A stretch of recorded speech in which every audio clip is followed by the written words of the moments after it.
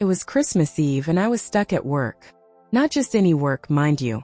I was standing behind the counter at a supermarket, which wasn't exactly the dream job I had envisioned when I was a little girl writing down her hopes for the future. But life had taken some unexpected turns, and now here I was 25 years old, working the night shift at a grocery store in a city I wasn't even from. The store itself was one of those 24-hour places, barely lit, with the smell of stale coffee lingering in the air from the nearby deli counter. The holiday decorations hung in the windows like an afterthought, the lights blinking on and off as if the store itself was about to fall asleep. I couldn't even bring myself to care about the Christmas decorations or the cheesy music playing over the loudspeakers. It was just me and the lonely aisles, the rows of half-empty shelves, and the hum of the fluorescent lights above. Being away from family and friends on Christmas felt like a punch to the gut every year. But that year, it hurt a little more. I had moved to this city a few months ago, and even though I had a few acquaintances, it wasn't like I had anyone to celebrate with. I tried calling home earlier in the evening, but it was hard. The homesickness was gnawing at me, and I couldn't stop wishing I was back with my parents, sitting by the fire with my brothers and sisters, laughing at the same old jokes. But there I was alone. It felt like the whole world had someone to be with and I had, well, just the aisles of the supermarket. I shifted from foot to foot, trying to stay awake, staring at the clock as it ticked slower than I had ever noticed before. Just as I was about to zone out, I noticed something odd. A man was walking toward my counter, but he wasn't carrying anything. That wasn't the odd part, though. It was how he was looking at me, like he knew me, but I was sure I had never seen him before. He was tall, maybe around 6 feet 1 inch, with messy dark hair that he kept brushing out of his eyes. His face had that kind of weathered handsomeness, like someone who'd spent a lot of time outdoors, hard to pinpoint exactly, but you could tell there was something sincere about him. He wasn't wearing a flashy Christmas sweater like you'd expect someone to at this hour. Instead, he had on a simple dark jacket, jeans, and sneakers. Nothing extraordinary, but somehow he looked like he belonged there, standing in front of me. "Hi," he said, his voice warm and friendly, which instantly made me feel a little less invisible. "I know it's late, but I was wondering if you could help me out." Sure," I replied, forcing a smile as I leaned over the counter, trying to shake off the sluggishness that had set in. "What do you need?" He glanced around and then leaned in closer, lowering his voice just a little. "I know this sounds weird, but I was hoping I could buy something for you.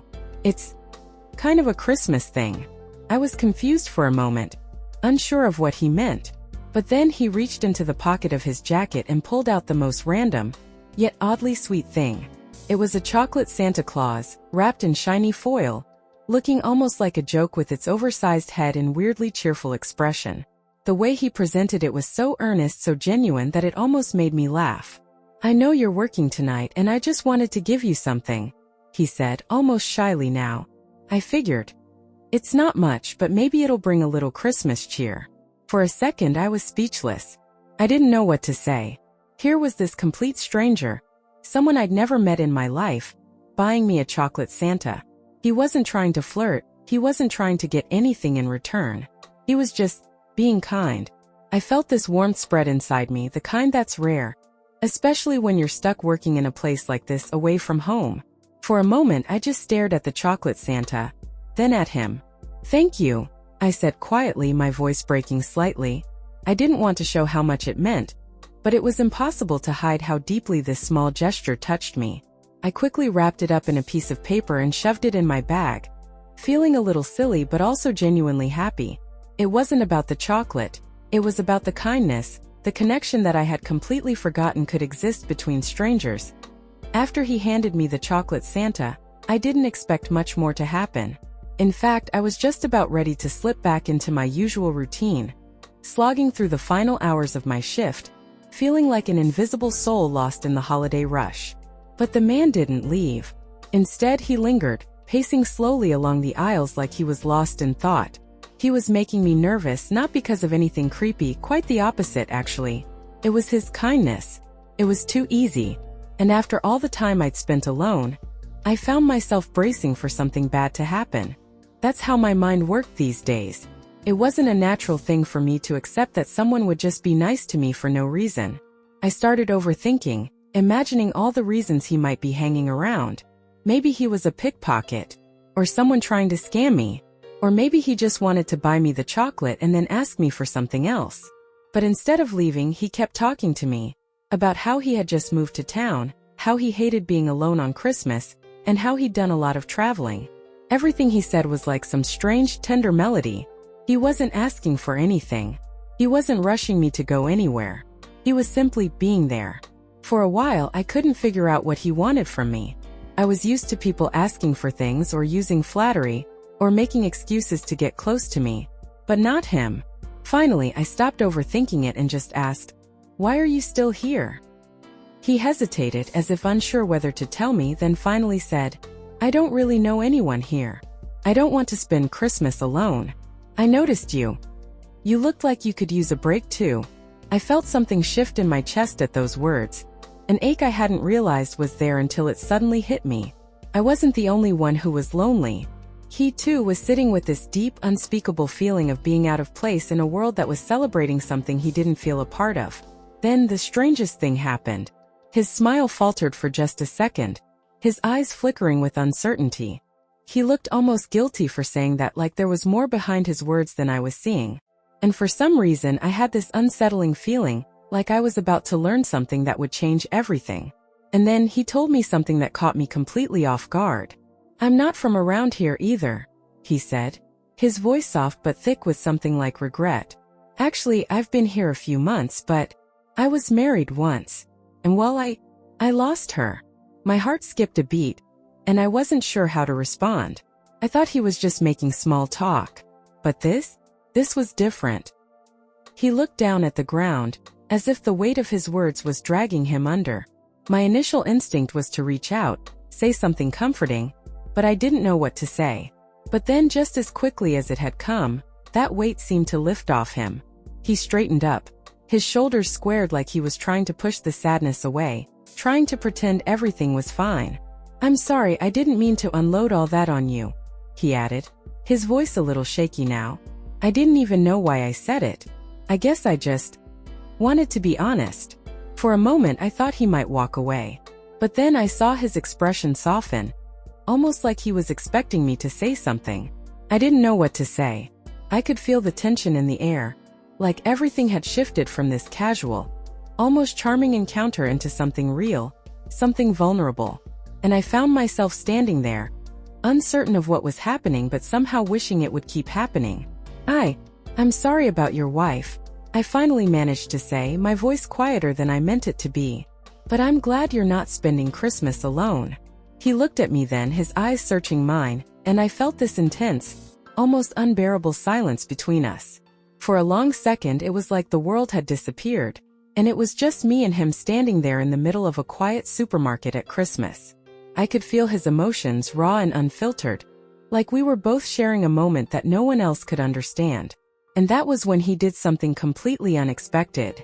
"I don't want you to be alone either," he said. "How about I take you home after your shift? Maybe we could celebrate Christmas together, just the two of us." I blinked, unsure if I heard him right. My heart raced, my mind scrambling to process his offer. It wasn't that I didn't want to be with him. There was something about him, something real. But I was still hesitant, unsure if it was too soon or if I was just caught up in the emotions of the night. "I don't want to make you uncomfortable," he added quickly, his voice trembling just slightly. "But I don't know what to do on Christmas either. And I know you're probably thinking I'm crazy, but I don't want you to think you're invisible." I could feel the sincerity in his words, in the way he wasn't trying to pressure me, just offering something that he thought might make both of us feel less lonely. I hesitated, but then my heart just broke. I couldn't say no.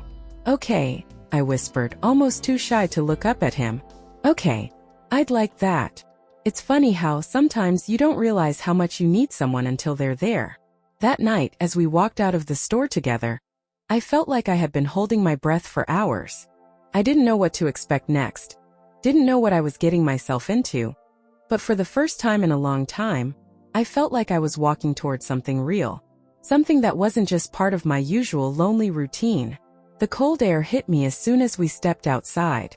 It was that crisp winter chill that made your breath fog up in the air. And even though it was late, the streets of the city were still alive with Christmas lights. It felt almost surreal. The glow from the street lamps reflecting off the snow and ice. The world looked like a postcard, like everything had been dipped in silver. The kind of scene you only see in movies. He led me to his car. A simple dark blue sedan that looked like it had seen better days. It wasn't anything special, but to me it was like the most comforting thing in the world. It wasn't some fancy, shiny vehicle, but it felt warm, like a promise that everything would be okay. The ride was quiet at first, and I could feel my nerves creeping back in. What was I doing? What had I gotten myself into? My mind raced with questions, but every time I looked over at him, I was reminded of why I was there. He wasn't some stranger making me uncomfortable. He was someone who, for whatever reason, cared enough to try to make this night bearable for both of us. And that, more than anything else, was enough to keep me from second-guessing everything. "So where are we going?" I finally asked, breaking the silence. My voice sounded small in the confines of the car, but I needed to hear him speak again. He glanced over at me, his eyes soft, almost relieved that I was speaking. "I have a little apartment not far from here. It's not much, but it's home. I figured if you don't mind, we could make some dinner, just hang out for a bit." I nodded, unsure if I should be relieved or nervous. His offer seemed so simple, so genuine, but that's what made me even more scared. It was too easy, and I hadn't had anything easy in a while. We arrived at his apartment just a short while later. It was in a building that seemed like it had seen better days, the kind of place where the paint was chipped, and the hallway smelled faintly of old carpet and stale air. But there was something comforting about it. He didn't live in a penthouse or some glamorous place, and that somehow made me feel like I wasn't the only one struggling to fit into the world. As he opened the door to his apartment, the warmth inside wrapped around me like a blanket. There were little Christmas decorations scattered about. Nothing too fancy, just a string of lights on the windowsill, a small tree in the corner, and a couple of candles lit on the coffee table. It wasn't perfect, but it was homey. The kind of place where you could feel safe, even if you didn't have it all together. I stepped inside, taking in the cozy, slightly cluttered space. It smelled like cinnamon and the faintest hint of coffee, and there was this soft, low music playing in the background. Something instrumental, peaceful, like a song that would put you at ease no matter how bad the day had been. "Do you want something to drink?" he asked as he kicked off his shoes and hung his jacket on a hook by the door. I nodded, still feeling a little dazed by everything that had happened. "Maybe some tea?" "Coming right up," he said with a smile. There was something comforting in the way he moved around his apartment, like he was used to being alone, but still had an aura of peace about him. The way he handled everything with ease and grace made me feel like maybe I didn't have to try so hard. Maybe for once I could just be. As he set the kettle on the stove, I sat on the couch looking around the room. It wasn't large, but it was clear it was his space. The walls were covered in framed pictures, some of nature, some of people I didn't recognize, but there was one in particular that caught my eye. It was a black and white photograph of a woman laughing, her eyes sparkling with something I couldn't quite place. She had the same dark hair as him, and there was something about her smile that felt so familiar, like I had seen it before. I didn't say anything at first, but my curiosity got the better of me. "Who's this?" I asked, pointing to the picture. His face shifted in a way that I couldn't quite read. He paused for a moment, staring at the picture, and I suddenly felt like I had crossed some invisible line. He set the kettle down with a quiet clink and took a deep breath before turning to me. That's my ex-wife," he said, his voice low. "Her name was Emily." I felt a pang in my chest at the way he said her name. There was no bitterness there, just a quiet kind of sadness that spoke volumes. I wanted to reach out to comfort him, but I didn't know how. What do you say to someone who's lost a love like that? How do you make them feel better when they still carry that weight? "I didn't expect to share all of this with you," he added, his voice a little shaky now. "But I'm glad you're here. I don't know what it is about tonight, but you feel like the kind of person I've been looking for, even if I didn't know it." His words hit me like a wave, and I couldn't stop the rush of emotion that flooded through me. Maybe it was the Christmas spirit, or maybe it was just the feeling of being with someone who understood the ache of loneliness. Whatever it was, I didn't have the words to explain what I was feeling. All I knew was that, in that moment, I didn't feel invisible anymore. We didn't need to say anything else. The tea was ready, and we sat on the couch, drinking it in comfortable silence. There was a quiet understanding between us, and in the warmth of that tiny apartment, I could feel something stirring inside me. A hope, maybe, or a belief that not everything in life had to be hard. For the first time in months, I felt like I was where I was meant to be. The next few weeks passed in a blur. It's funny how when things begin to change in your life, it's like they happen all at once, and you can't quite keep up with it. One minute, I was a lonely 25-year-old woman working night shifts in a grocery store, barely making it through the holidays without feeling utterly invisible. And then, the next minute, there was him, David. His name had started to feel more natural to me, like I had known it all my life, even though we had only met a few days before Christmas. The more we saw each other, the more I found myself drawn to him, not just because of the kindness he had shown me, but because of how he made me feel. I wasn't invisible with him. I was seen. It was strange the way our lives seemed to intertwine so quickly. Our conversations ranged from silly, light-hearted jokes to the most intimate confessions. He would tell me about his past, his marriage, his regrets, the moments that had shaped him into who he was, and I found myself doing the same. I shared with him everything I had kept locked up.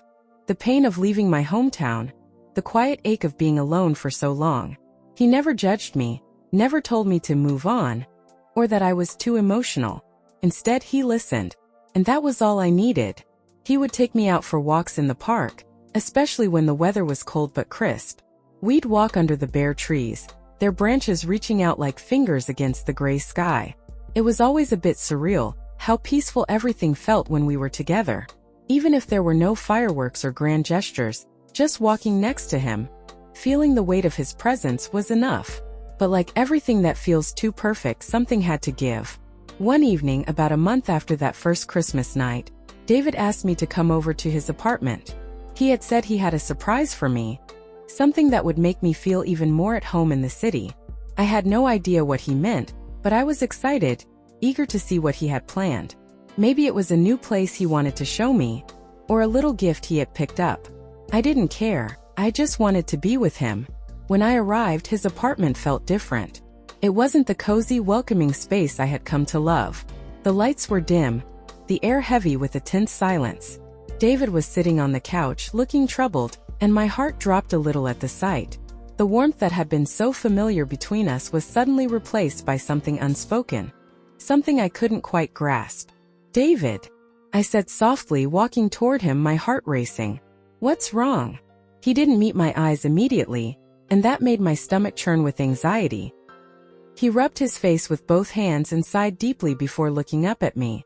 "I need to tell you something," he said, his voice tight, like he was struggling to keep his emotions in check. I sat down beside him, trying to calm the wave of panic rising in my chest. "What's going on?" He paused, his eyes drifting toward the picture of Emily, the one I had asked about weeks ago. His gaze lingered there for a long moment before he turned back to me. "I didn't tell you everything about my past," he said quietly. "I've been holding something back from you. Something important." I felt a cold rush of dread wash over me. My mind started racing, imagining the worst possible scenarios. Was he married? Did he still have feelings for her? Did I mean anything to him at all? "I'm not sure how to say this, but I think you deserve to know," David continued, his voice faltering. "Emily wasn't just my ex-wife. She's dead. She passed away a few months ago. It was sudden, and I've been dealing with the grief, the guilt. I wasn't ready for anything new when I met you.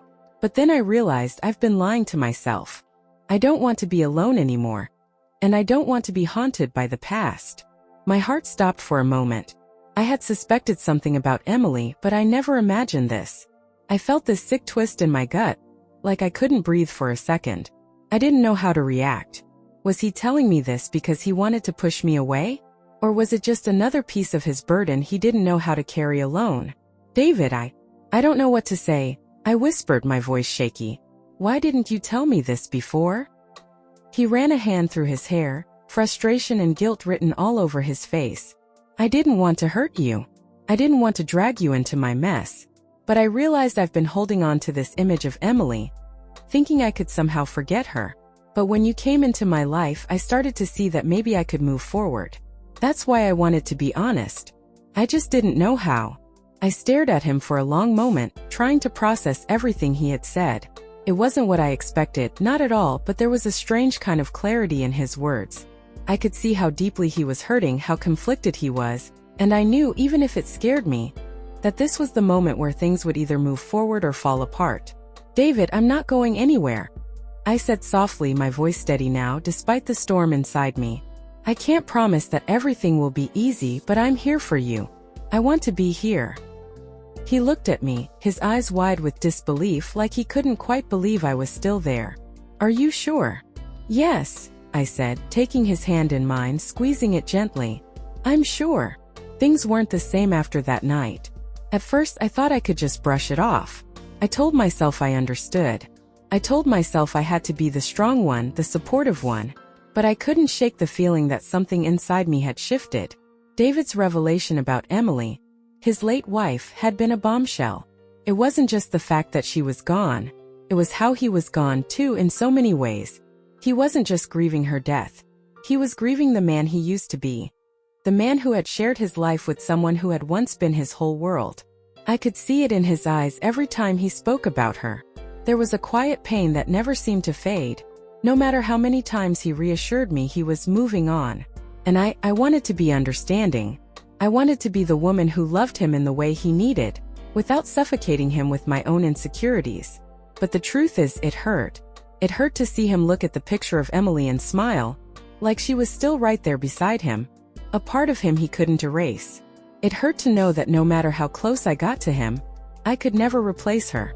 It was the small things that tore at me, like when we'd be sitting on the couch, and he'd absent-mindedly reach for his phone, scrolling through old pictures of Emily.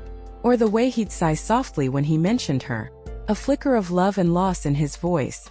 Every word he spoke about her was like a wound that refused to heal. I started to question everything. Was this really love? Or was I just someone filling the space left behind by a memory he couldn't let go of? But it wasn't until one night, when we were out walking through the park, that I realized how deeply this was affecting me. The air was cold, and the city was quieter than usual. Christmas had come and gone, and winter was in full swing. David had his arm around me, but it felt distant, like I was holding on to him, but he was drifting away. "David," I said, my voice trembling, "do you think you'll ever be able to truly let her go?" He froze, his steps slowing, and for a long moment we stood there, just the two of us under the streetlights, the world muffled by the snow that had begun to fall around us. I didn't want to ask the question, didn't want to put that weight on him, but it had been eating at me for so long that I couldn't stay quiet anymore. His expression was unreadable. He didn't say anything for what felt like an eternity, and my heart started to beat faster, unsure of where this conversation was going. "I don't know," he said finally, his voice rough. "I don't know if I'll ever be able to. Some things, some people, they never really leave you. But that doesn't mean I don't care about you. It doesn't mean I don't want to be with you." I swallowed hard, the words hanging in the air between us. I could hear the uncertainty in his voice, and it made something inside me snap. It felt like everything was crumbling, like I wasn't enough for him, like I could never measure up to the ghost of Emily, no matter how much I tried. "I want to be with you too, David," I said, my voice shaky now, fighting the lump in my throat. "But it hurts. It hurts knowing that no matter what I do, I'll never be the one you need. I'll always be the second choice, the one who's here, but not really here, you know?" His face softened, and I could see the regret in his eyes. "I never meant to make you feel that way," he whispered, his voice barely audible over the sound of the wind. "I didn't want to hurt you, but I don't know how to stop loving her. And I don't know how to make you feel like you're enough. You are enough, but I don't know how to fix this. I don't know how to stop loving both of you." That's when it hit me. This wasn't just about me. It was about him too, struggling with the weight of his past and the confusion of his present. I had always thought that love meant never doubting, never questioning. But I was beginning to see that love was messy. It was complex. It was full of pain and growth and mistakes. And sometimes the hardest thing in the world was accepting that love wasn't always enough to fix everything. We stood there in the snow, neither of us moving. The tears I hadn't realized I was holding back started to spill down my cheeks, and I didn't care anymore. I didn't care that I was vulnerable, that I was afraid. I was tired of pretending like everything was okay when it wasn't. I don't want to fight anymore, I said through my tears. I just want you to love me, David. I want you to see me, not as a substitute, not as someone to fill the gap, but as me. He took a step closer to me, his hands trembling as he reached for my face, gently wiping away my tears. His touch was warm, and for the first time in weeks, I could feel the connection between us growing stronger. It was raw, it was painful, but it was real. I do love you, he said softly, his voice breaking. But I need to learn how to let go of the past. And I need you to be patient with me. Can you do that? Can you wait for me to figure this out? I looked into his eyes, the man who had become my world, and in that moment I realized something important. Love wasn't a fairy tale. It wasn't perfect or easy, but it was real, and sometimes that was all you needed to hold on. I can wait, I whispered. I love you too. Time, I've learned, doesn't heal all wounds, but it can change the way you see them. That night, standing in the snow with David holding me and promising me that he would try to let go of his past, I knew something had shifted. The road ahead wasn't going to be easy, but for the first time, I felt like we were on the same path, walking forward together, instead of being pulled in different directions.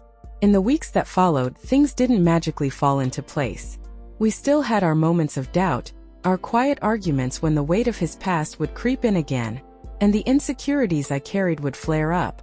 But we had something we hadn't had before: clarity.